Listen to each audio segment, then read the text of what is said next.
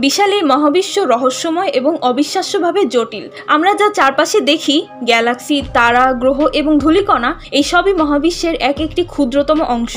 বিজ্ঞানীরা বিশ্বাস করেন যে মহাবিশ্বের প্রায় 85% বস্তু এমন যা আমরা সরাসরি দেখতে বা শনাক্ত করতে পারি না। এই রহস্যময় উপাদানকে বলা হয় ডার্ক ম্যাটার।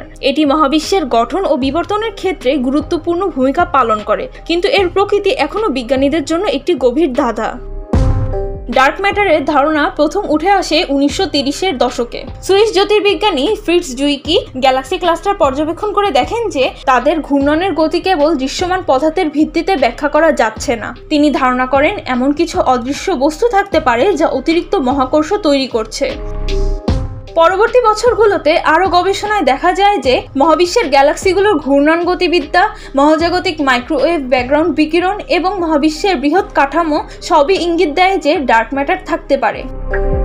এই প্রশ্নের উত্তর এখনও নিশ্চিত নয়, তবে বিজ্ঞানীরা বেশ কয়েকটি সম্ভাব্য ব্যাখ্যা দিয়েছেন, যেমন উইমস বা উইকলি ইন্টারঅ্যাক্টিং ম্যাসিভ পার্টিকলস।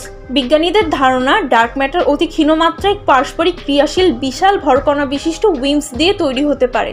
এই কণাগুলো খুব কম মাত্রায় অন্যান্য কণার সঙ্গে মিথস্ক্রিয়া করে বলে এখনও শনাক্ত করা সম্ভব হয়নি।